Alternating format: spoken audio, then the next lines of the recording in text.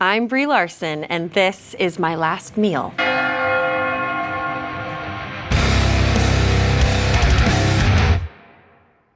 Every person has exactly two things in common. We all gotta eat and we're all gonna die. Today's guest is an Oscar award-winning actor, a director, a singer, a podcaster, a YouTuber, and she has now added cookbook author to all of those titles with her new book, Party People. She is one of the top 2 Mario Tennis players at this table.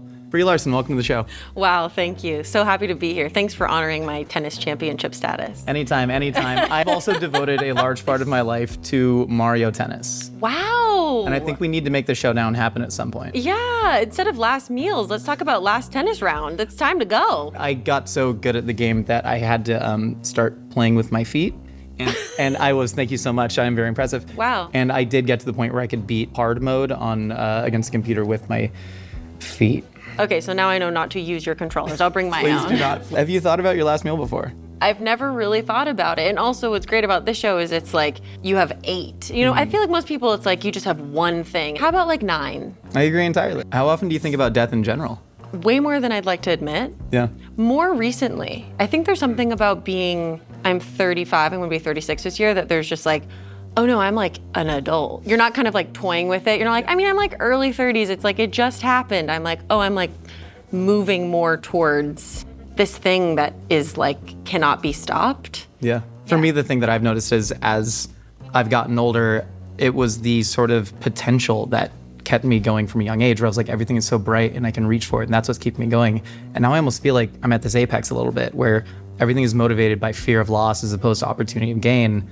And then I just think about riding that all the way to the end. Yeah, well, once you have more experience, then you know what's possible to lose, right? Yeah. It all is just hard. It's all hard. It's all hard. And there's Taco Bell and there's pistachio dessert. And I think that's what makes it easier in a way. No, exactly. I mean, and that's part of the thesis of this book too, is it's like, find all the ways to celebrate and ritualize your life, to enjoy your life, and to be in connection with people, because that's what we've got. What we've got is presence, and like put the phone away, which is funny to say, because like you're probably watching this on your phone, but like to be with people and to create memories, even if it's about something silly. Celebrate that you found the best pair of jeans that you've ever found. Yeah. Celebrate the fact that you like broke up with the guy that you should have broke up with 2 years ago. Celebrate that you just got over gestational diabetes. Like, this is what life is for. Couldn't agree more. Put that phone down right now. Stop watching this. Well, actually, no, keep watching it just to get those views and smash that like and subscribe and then put the phone down. Veteran YouTuber, what I tell you. Follow my channel, buy my book, and then definitely don't be on your phone anymore. You ready to get to eating? Yes, I am. Let's do it. Brie, for the first course of your final meal on this earth, we have the Mexican pizza from Taco Bell, and we broke out the fine china for the panoply of sauces. And then we have the Auntie Anne's salted pretzel with nacho cheese dipping sauce. Please dig in. Do you go sauce or no? Well, first I want it just the way that it is. I mean, it's perfect. Are there any discontinued Taco Bell items that really stand out to you? Excuse me. This thing is my God. I'm so sorry. Yeah, please don't talk to me about that. I didn't mean to minimize your pain. I almost forgot. This is a hard-earned battle, okay? We needed like the likes of like pop stars to write songs about it. We needed a lot. Yeah. We mobilized. You really did. But I think it was a really important moment for the community because we had to like go, what have we been doing, you know? Like, yeah. So I proudly go to Taco Bell more than I'd like to say. Okay, I was gonna give a number to that, but I'm not gonna give you that because someone's gonna put that on my Wikipedia and I'm not interested in that. This is another example of like, I'm always worried that she's gonna be taken away at any time, and that brings us to this sort of like, last meals, stay in the present, celebrate the good that you've got in your life. She's here. I think similar for Auntie Anne's, given that malls are sort of I'm gonna cry, okay? Yeah, no. I'm sorry, no, please eat. No. Eat the pretzel. But I agree. The only thing that I will say that's keeping this alive is because obviously these are found at malls, but I will tell you, hockey games are single-handedly upholding soft pretzel culture. They're keeping them alive and well, and I know because I wait in the long lines for them. Are you doing that? I'm not. No, you know, I subsidize my own industries. I was gonna ask how much you know about the founding of Auntie Anne's because I didn't know if this was intentional. I didn't know anything about it. Is it my grandma? Is you're finally like your DNA is like actually you're from a long lineage of soft pretzels? I'm like, maybe that's why I love this so much. No, but I think it kind of does have some similarity to your activism aside from the Taco Bell. So Ann Byler, she lost her child when he was 19 months old in a farming accident. She then goes to her Amish Mennonite pastor to ask for grief counseling, and then he proceeds to abuse her and manipulate her over the course of 6 years. And then her and her husband decide to set up a free community counseling organization for the Amish Mennonite community. And to fund that free community counseling, she started selling pretzels at the local farmer's market. You gotta be gosh darn kidding me. Dead serious. She sold the company in 2005 to exclusively do anti-sexual violence activism work full-time. Stop it. I knew I loved this pretzel. No, I was gonna ask, like, it seems like so similar to a lot of the activism you do, and then a lot of the roles you played in, like Short Term 12 and Room. It sounds like you have this natural urge to want to protect vulnerable people. Where does that come from for you? Well, it started as just a fluke. Like, I didn't have control over being cast in Short Term 12, really. I was just a girly auditioning like everybody else, and I got very lucky. You know, it's this small independent film that went to South by Southwest, and then we won an award. It like started to get a little bit of attention, but it was still like a very scrappy film that we had to physically go out and like promote this movie ourselves. So we got flown all over the world. We had this interaction where we realized that it transcends language. Like when a story is about something that's really heartfelt and personal and real and true, it gets people on board even if they are not fluent in English in this case, right? Yeah. So it changed things for me where I went, oh, there's like a real power in making movies about things that are maybe aspects of life that we didn't know about that could use a light shined on them. That's definitely a huge part of why I love my job. Not to harp back on the Auntie ends, but despite you not actually having that in your grand plan, do you think there was something almost cosmic drawing you to that? Or there's obviously something within you that people saw in those auditions that maybe you didn't get cast for other roles and you did in these roles that are very vulnerable and protective and have to deal with very heavy subject matter? It's sometimes hard to motivate if you're like, oh, this is just for whatever, you know? But if you're like, if I do this, this might actually help people, then it means that like all that time that it takes, and for an independent film, it's not a huge amount of time, but it's like really focused, really intense work that, you know, you find meaning in it. And I think that's what I look for in my life, is just meaning, of wanting to feel like all the time that I have here adds up to something, that I was not just thinking about myself and like my bank account. Do you think any of that search for meaning ends up being a little bit of a burden on you? Because I feel like we're both millennials about the same age. I feel like that was so much a part of our culture. It was like search for meaning within your work. And I've tried my damnedest to do that. Obviously you have too. I feel like the generation after us, they've almost seen the amount of stress that's put in our lives. And now we see this huge like kind of anti-intellectualism bent of like, hey, it's not that serious. I've heard it be called the anti-intellectual bimbo era. Oh, I didn't even hear about that. I think it's kind of beautiful. No, but I mean, do you ever feel that like burden of searching for meaning and trying to do intense work? Yeah, of course. And I think that's why there's moments like this where it's like we can talk about heavy things and also we can like eat a soft pretzel and like, girl, it's okay, you know? Truly. Everybody, I think, has some sort of extreme in their life, and then you're just gonna spend the rest of your life trying to find more balance in the middle, and some maybe could use more seriousness, some could use more lightness. I'm on my way to finding that way of both, that like I don't have to believe that everything I do is like the end of the world or means everything. And it's made me really happy actually, because it's allowed me to go, oh, well, if I don't step in on every single thing, it allows somebody else to step in. And I like the feeling that everybody's doing their part and everybody's my greatest teacher, and we're just kind of stumbling through this whole thing. God, are we stumbling through it hard? We sure are stumbling through it hard, aren't we? Yeah, it's really happening. I think sometimes you can also find big feelings within the things that seem very light. Tell me why you've occasionally cried during an episode of Chopped. Because I get it. They're putting everything. It's half an hour. It's a high stakes environment. They are giving everything to that, okay? And like, I get so wrapped up in it, and then you're like, I'm crying, and I'm like, they did not make that gummy bear roulade in a way that worked. It broke. I don't know, you know? It's like, it's so intense. The ones that really get me to the point where I can't even really watch it is like the Chopped Junior. Yeah. I cannot end my day with watching a 12-year-old crying because like her flambe didn't flambe or whatever the hell's going on. You know, it's like, no, I'm not doing that. I'm sorry. You want to protect their emotions. They're vulnerable and they're on TV and that's hard and they love it. It just hit something for me where I think because I also auditioned like thousands and thousands and thousands of times. So especially for children, it's like, I really know what it's like to want something so badly. You like, it would give me heartburn. You know, it's like my body would be like on fire. I'd be like, if I don't get that Beethoven 7 movie, I don't know what I'm gonna do. You know, like I would literally run away from home because I didn't get the next Disney Channel movie. I'm still mad that I'm not in Smart House, you know? Oh my God, you would have killed Smart House. Everybody gasped. Yeah, I have to live with that. That's hard, okay? But I'm okay, you know? So it's like both things where it's like, if I could do any job in the world, I would be the person that's just there at the end going, it's okay. Yeah. Like, I would like to be like the fairy godmother or the Jiminy Cricket of Chopped that's like, you're gonna be okay. And I think also teach them that like big feelings are okay to have and they're beautiful. And speaking of which, we actually have one more gift from the kitchen for you.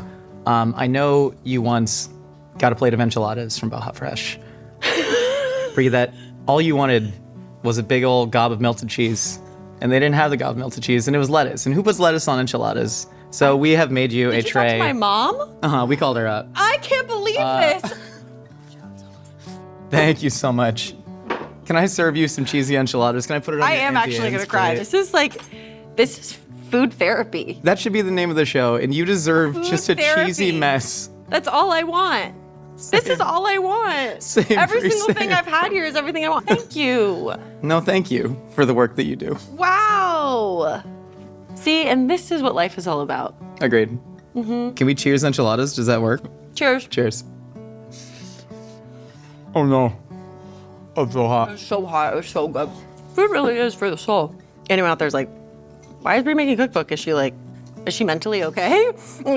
I have a reason, okay? And it's like, I have hosted my whole life. My mom's an event planner. She gave the most elaborate birthday parties all the time. And there's a reason why there's certain foods we always want to return to. It's like, it can immediately bring us back. Or like this, that's so caring. Like it's not a plate of enchiladas. You're trying to heal a past memory. Correct, yeah. The food is never actually about the food.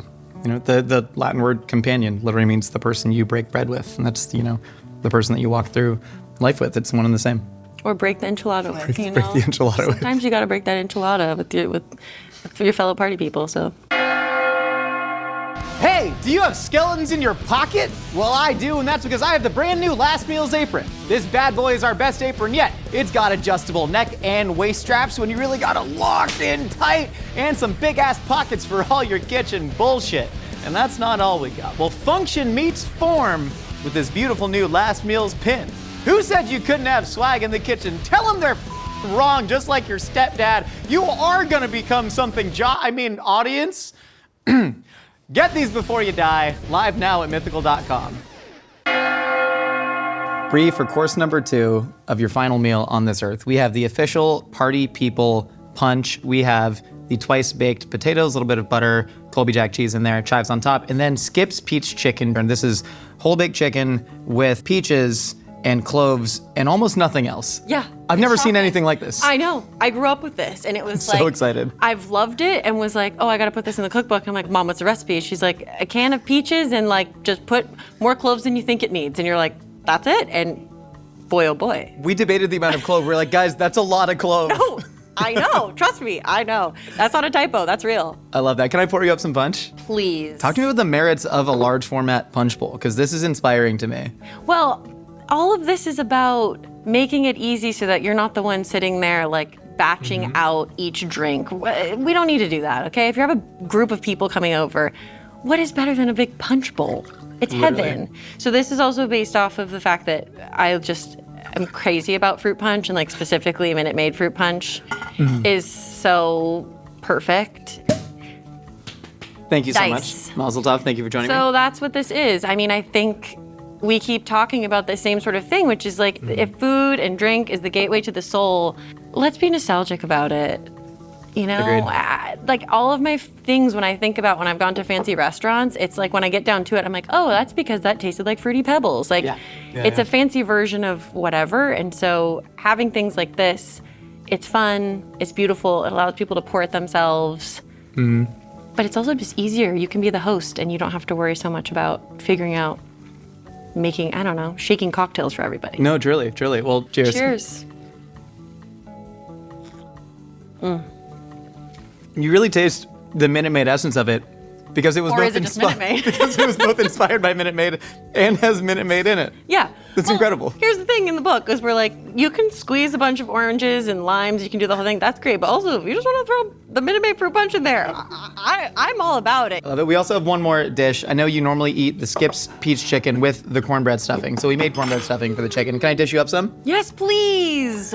I love big communal food. This is how I want to eat. Yeah, me too. Are you kind of like anti-germaphobe also, where you just want to like dig in a communal dish? If I could eat out of a giant bowl with everybody, that's sort of what I want to do. Oh, do I want to eat out of a giant bowl with everybody? No. But will I? I thought we were on the same page. I kind of thought we were bonding over something. I'm sorry. I didn't. You notice we did not eat the same Mexican pizza at the same time, okay? I'm not like afraid of germs. Yeah. You kind of can't be at a certain point. Like if you want to really get into all the nooks and crannies of this life, you gotta just take some risks, shake some hands, you know? This chicken's delicious. When was the first time you had this? I've had this like my entire life. Like since I was a child, my mom has been making peach chicken.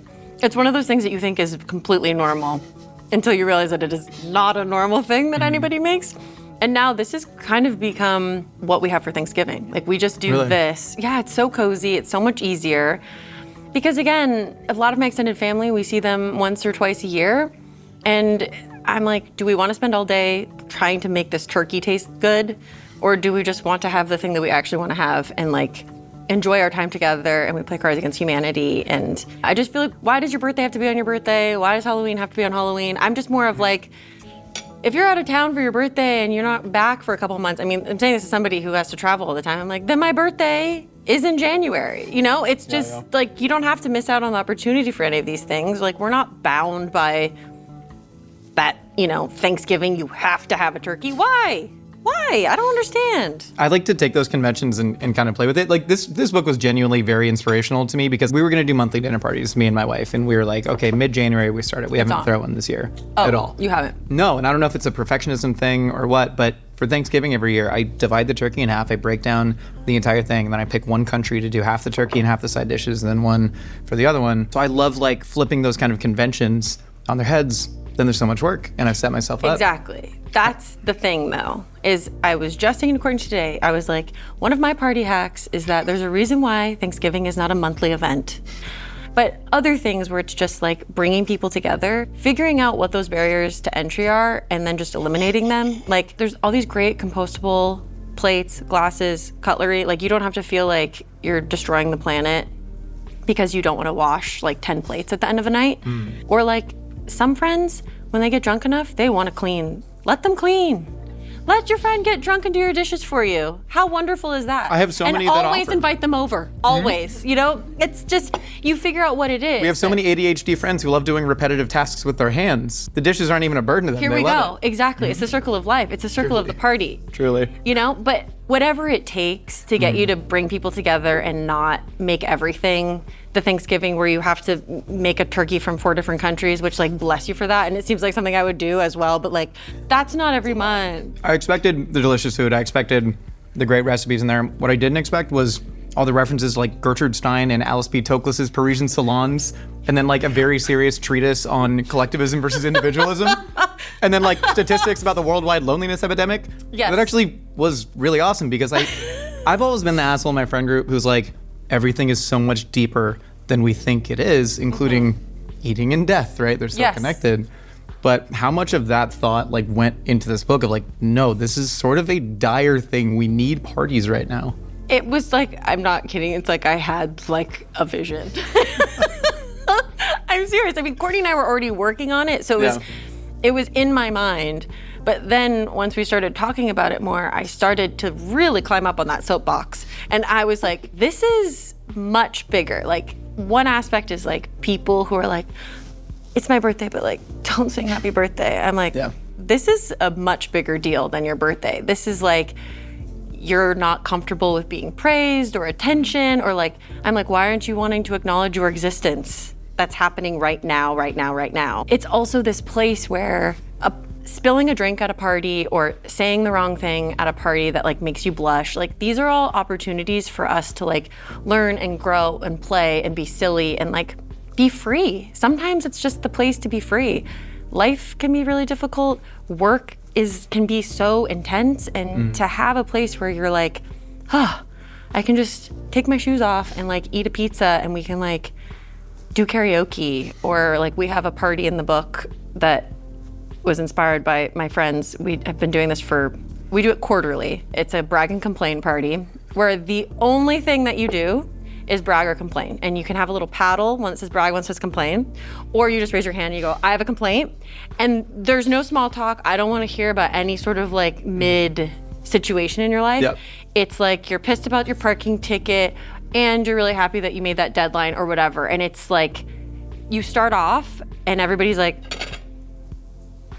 and I'm like, I got a bag, I got a complaint. And then suddenly everyone's like, oh, I have one too. And then you feel so good afterwards because you allowed yourself to admit that your life is happening right now. Why are the parking meters in Beverly Hills only coin operated? What, they don't take card? It's an obvious racket. Just to steal. It's I'm like, inviting you next time. it costs $60 to park there because you're just building in the parking tickets. So what am I going to do? Be an hour late? Exactly. God.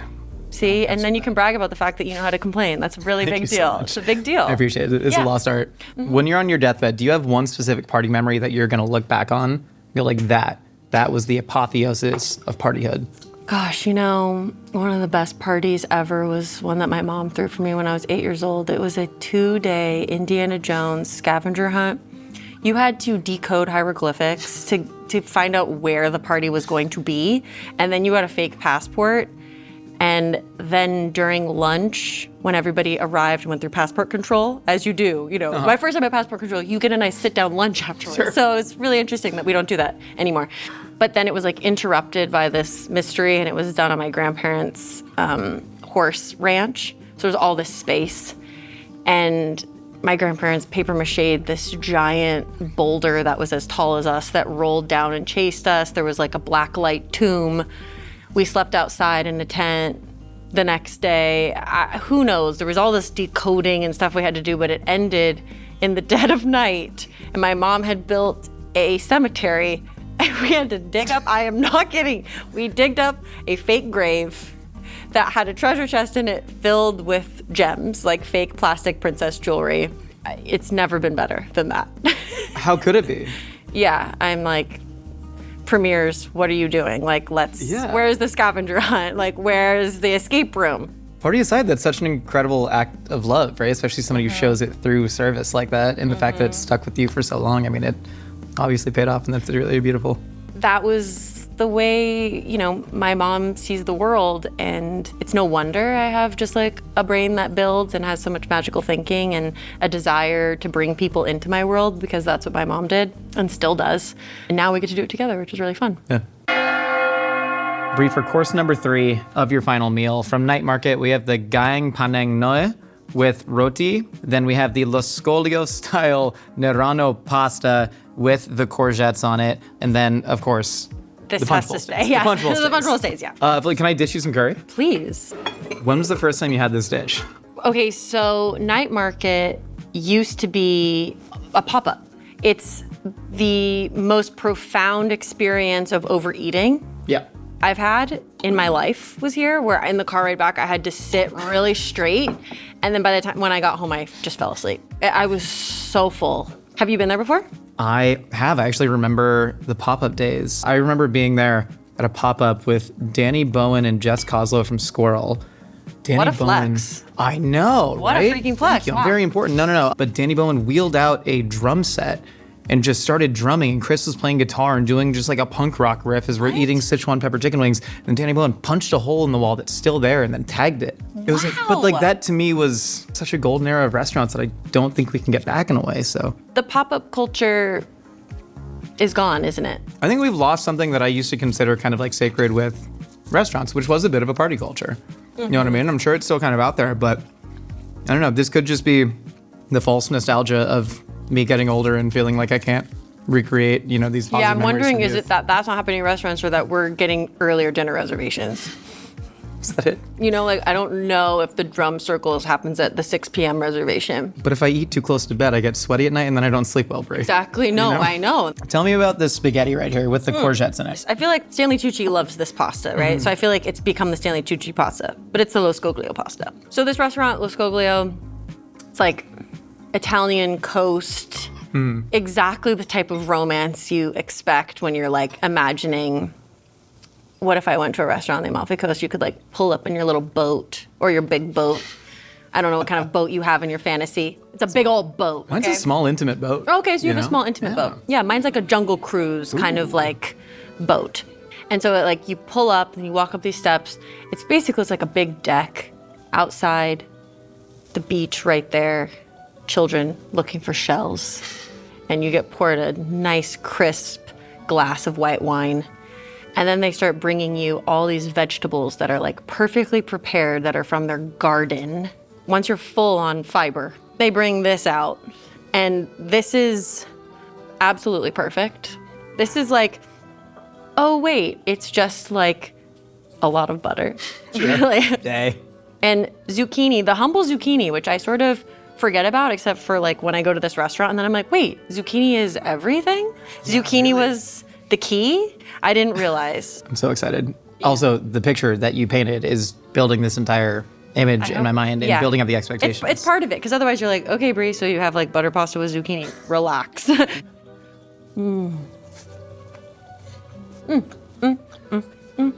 Zucchini just kind of, oh my God, it melts, but then it gives this like beautiful vegetal sweetness that kind of almost just acts as like an absolution from the butter. So otherwise this would just be butter and cheese. It's actually, yeah, and maybe that's the other thing, back to the nostalgia. It's like we all at some point in our life were the child that just wanted butter noodle. Truly. So this is maybe like the much more elevated version of it. Yeah. I'm shocked that you forget about zucchinis often, because I think one of your biggest accomplishments is this photo right here. Can you explain what the hell happened? Okay, so really what happened is I started playing Animal Crossing again during the pandemic. And I was so into it with my garden. And then I was like, hold on, maybe I should have a real garden instead of a digital one. I'm here, I can't leave my house. So I started growing vegetables. And one of them was zucchini. And I learned that like, if you don't cut your zucchini, they never stop growing. And I'm just one girly at home with a lot of zucchini. And so it was really hard to get through it all. But I did, you know, and when they're bigger like that, they don't taste as good. I was gonna ask, because I did see you make a Crunchwrap Supreme using that zucchini on the internet. And I was like, this is too large of a zucchini to possibly taste like anything. It doesn't taste that good. No, but the fact that you were playing Animal Crossing and then just said, I should grow a 6-pound zucchini, like, but it sounds like you throw yourself into really intense situations a lot. It sounds like you follow everything I do. with a certain amount of passion. Yeah. And even like in filming Room, ever heard of it? Sorry. But no, you talked about how much prep you had to do for that and how dark of an emotional place you went to. Did any of that over preparation, was that out of like love for the craft, or was that out of fear of failure? It was a bunch of factors. It was like, I had been trying to be an actor for so long, and this felt like this next potential big step. But it still was an independent film. You never know what's gonna happen with it, where it's gonna go. But I also, the subject matter was very serious and deserved like a lot of attention and a lot of care. And there was a lot of personal sacrifices I had to make, like not going in the sun and being on this like crazy diet and all that stuff. But even that was like, that's kind of like a privilege and like a small percentage of what is actually happening if you were actually in the situation. So it felt like fear of failure of letting people down for depicting this incorrectly or inappropriately. Fear of failure that like the movie wasn't gonna work, and then I'm like back to what feels like the beginning again. It was really stressful, but I think it became really good fuel. Like I had a lot of drive and focus at that time, even though it was like mixed with like, you know, the cold sweats at night being like, ugh. And even after the movie was done, it was like, took me a long time to really be like, I think it's gonna be okay. It's interesting that you said back to the beginning, because by saying back to the beginning, it almost implies that there is an endpoint, right, to a creative career. And I totally understand where you're coming from, back to not making any money. And, you know, I know you like weren't really paying your bills. You were taking craft services home, you know, and eating it for dinner, which I think, you know, we've all been there in some way. I'm gonna do it again today. As you should. You're gonna have to arm wrestle me for it, but that's totally fine. What is that endpoint that you imagine for you, or do you think you've reached it? When you're an artist, it's like there's so much to be inspired by and enjoy all the time. And I think that the things that are accomplishments to me, it's all kind of in the same timeline as everything else, but they're so different. It's like part of what was amazing about the trajectory of Room was that like it forced me to come out of my shell and do interviews and do all these things that used to make me break out into hives. I was so scared of being myself.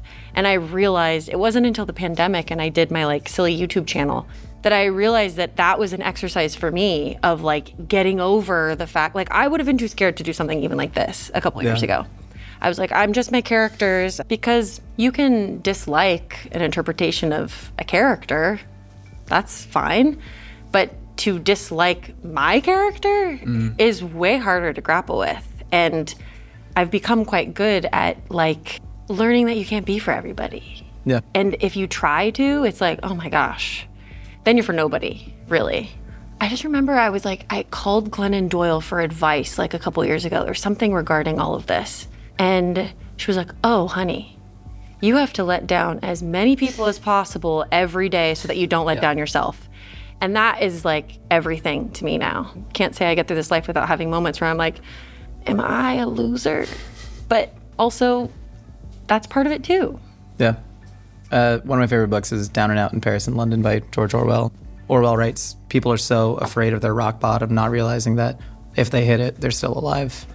The thing that I feel really lucky about in my life is that somehow very early on in my life, but it can come to you whenever it comes to you, that I just knew what I wanted to do. Like I just knew what drives me. And I'm just willing to risk whatever it takes for that. I also have great parents. So like my parents will let me sleep on their couch if this all doesn't work out at any point. So like I have that, which is a massive privilege. I can't even explain what happened other than every time I hit my rock bottom when I was like, why am I doing this? This is so painful and so hard. I used that as an opportunity to really figure out why I was willing to sustain this amount of rejection and pain. And for me, it became this thing that's larger than me, that there's stories that I want to tell that are more important than the minor pains and dramas of my life. And that's what I want to do with my life. And it helps you rise. Brie, for the final course of your final meal on Earth, we have your grandma's pistachio dessert. And then we have the fried figs from Lo Scolio. This is my favorite dessert ever. No notes. That green, the way that green matters to me is shocking. I've tried to get this green into basically every element of this cookbook. I'm like, and what about my pistachio dessert as a color in this cookbook? Cars were that color of green. Grandma's couches were that color of green. What happened to this color of green? It's time to bring it back. Did you always have fascination, one, with this era of food, but two, food in general, before you started playing Elizabeth Zott on Lessons in Chemistry? I did. Yeah. I've loved cooking my whole life. I cooked a little bit when I was still living at home because I did the thing that you have to do when you become 15 years old, which is become a vegetarian and make sure everybody knows that that's what's going on, you know? Yeah. And then you proceed to only eat grilled cheese. That was me. That's what I did. And then I was like, wait a minute, I need to actually feed myself. I can't survive off of grilled cheese. But the thing about then moving out and being a vegetarian, it like opened my whole world of needing to figure out how to cook all of these wonderful things that exist in the world. And then I went really far with it where I made a challenge for a year that I couldn't order anything at a restaurant that I hadn't cooked myself before. So like you can't order lasagna at a restaurant unless you've made a lasagna. That became too hard. I was like, too much to take on, but it forced me to learn a lot. And from there I became the person that was always hosting, having people over, you know. It was a lovely thing to do, especially at a time when a lot of my friends were auditioning struggling actors as well, and you'd make like a big kitchen sink salad and have people over and drink the $2 chuck, and that was a wonderful evening. Please tell me about the fried figs from the Amalfi Coast. Yeah, so imagine you've just had that zucchini pasta and you're like, oh, I'm so full, I couldn't possibly. And then they bring this thing out and you go, well, gosh darn it, that looks like a beignet, does it not? That's a beignet. And then, wait a minute. There's a freaking fig in there. No, there's a figging freak in there. There's a freaking fig in there. Frigging freak. And you're like on your knees now, begging them for mercy. You're like, how could you do this to me? Like, this is so heavenly. The children on the beach collecting shells have sharpened them into weapons, and they're now charging the beach. Yeah, they're trying to take the figs, and I'm like, please, no, not these, anything but that. I love you kind of just like throwing out these random challenges to yourself, like not ordering anything on the menu that you haven't cooked yourself. It sounds Yeah, like I'm a freaky figgy. you really are a freaky piggy. Like I was going to say, it's a little bit of like a sicko mindset. And I mean that in a beautiful way, in the way that so many people we lionize as artists or athletes or chefs often are. How are you with relaxing? Not great. It's just hard. Like I just care an embarrassing amount about like everything. Like I'm just super excited about like being here. I'm just like always like, wow, like name a better planet. Like it's just spectacular. So I'm very interested in like making it work here. You know, it's like I think why I'm passionate about like from composting and having a garden to like caring about human rights. I'm like, look at all this awesome stuff we have here. Like let's make it work. But it's a full-time job, caring. Yeah. So I think the closest I found is like sauna and ice is like the best way I know how to like ground myself because it literally stops you. And I play a lot of video games. That's relaxing for me, depending on the game. Like I'm playing Stardew Valley again, which is like another sort of just kind of like an Animal Crossing, simple digital garden, build the chicken coop kind of thing. So I do my best. I'm not great at it for sure. I think the hardest part about one, being excited about anything, or two, caring, is that it's really vulnerable in a lot of ways. And I think when you care so deeply, often that can be misconstrued as criticizing somebody else. Saying, I like pancakes, and they go, well, does that mean you hate that I love waffles? Why are you doing this to me? Do you ever feel like your intentions are misunderstood? Of course, I'm a human. Is that still really painful for you, or do you think you've gotten over that hump where you're like, DGAF? It depends. I wish that there was more that I could talk about. Like, I hate that I have to think through, like, oh, well, if I talk about that, then that part could get pulled out, and then it basically starts a wildfire that is going further away from my point. I think people were more able to freely speak about things in previous eras, or am I just romanticizing something that never quite existed? I don't think we've ever had this much connectivity. Yeah. So I think that's the big difference, is where were we speaking about all of these things in like this very public platform that doesn't necessarily They introduce you to parties. yeah, exactly. That was the original But social network. But even that, being misunderstood at a party is so not the same thing as being misunderstood on the internet. It is part of the thing with this book where I'm like, if you can actually get in like a face-to-face dialogue, you could get some things done. It's really hard when you're trying to like get something across to like, I don't even know who's on, like billions of people and then like bots. One thing that keeps me kind of going and hopeful is just believing in the general resiliency of the human spirit to overcome things. Looking at all this division on social media, but generally believing that humans are very, very adaptable and more resilient than we think. Is there anything that kind of keeps you hopeful in that way? I try my best to, when you see all of these things that are not working, to seek out the ways that they are and to find the goodwill, just so that we don't continue to fall into a pit of despair, because the pit of despair doesn't mobilize us in any way. Yeah. And the other part too is like, if I'm like doing a bunch of calls and Zoom calls and activism and all these things for like all these worthy causes, but then I'm frazzled and angry and then I snap at someone in the line at the grocery store, I'm like, I need to find better balance, because we're holding two really big things at once. Like we're holding our immediate community and the larger world as a whole, and we've never been prepared for that. It's just a big thing to hold, and there's a lot of people doing really important work. And so if you start to find yourself feeling frustrated and angry, you don't necessarily have to reinvent the wheel. You can just connect with the people that have already made certain positive pathways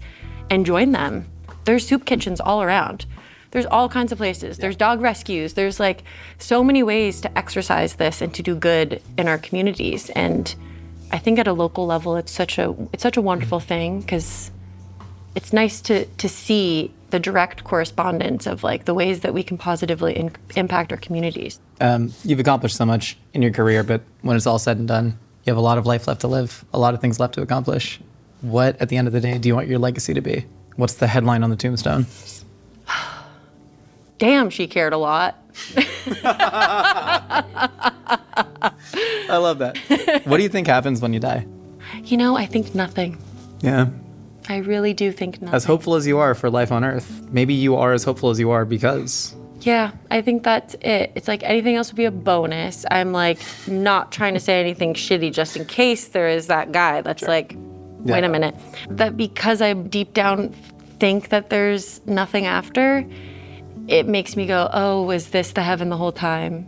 Have you learned the harp yet? Have you really gone into that as a hobby? Yes, of course, because you have to have a fallback. That's my hobby in case this whole God thing works out and I ascend to those pearly ass gates. One final I gotta audition, try. one final audition to nail, Brie. That's what it is. That's my fear, is that you get to heaven and God's like, we'll start with the first scene. You have your sheet music? Yeah. I think that's actually your hell. It's that every single day. Yeah, that would be my hell. This has been incredible. You ready to get to the lightning round? Yeah. I lost it. Oh, great. Well, we'll do the thunder round. We found it. Who's the one person, dead or alive, you'd want to share your actual last meal with? Buster Keaton. Hell yeah. What song do you want to be played at your funeral? Probably like a disco song, like You Make Me Feel Mighty Real. Oh, hell yeah. You know? Dancing on the Grave? Yeah. You're a former DJ. What's one obscure artist or genre you want to introduce people to? I've had too much Party People punch. Her name, Courtney, I've talked to you about her before and I misspelled it in there. Does someone have their phone? Yes. Sayagrey. Saya Gray does exist. Saya Gray. Who's your dream eulogizer at your funeral? Mr. Peanut. Oh, shit. That's right, the original. Didn't they kill him? The Duolingo owl is dead. The Duolingo owl is dead and Mr. Peanut killed him. No. No. Not This implicated. is an interesting murder mystery party, though. Everybody comes as a different, someone's like Wendy. I like this. No, two different things. Mr. Peanut's not dead, is he? I think they killed Mr. Peanut and turned him into a baby. They turned him into a baby. He was reborn. He was reborn. Mr. Peanut was reborn? You believe in nothing and Mr. Peanut believes in reincarnation? Wow. Well, if Mr. Peanut was reincarnated, I gotta rethink a lot of things because I believe in him. Do you think the song Black Sheep from Scott Pilgrim vs. the World was snubbed for Best Original Song at the Oscars in 2010?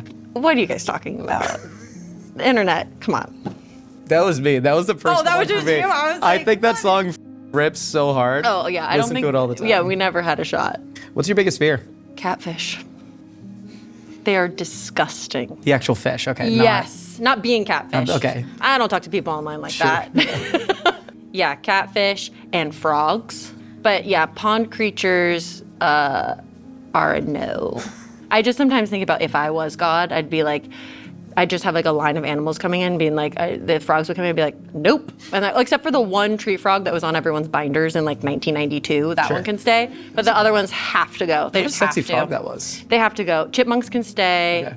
Mice that eat flowers can stay, but other mice have to go.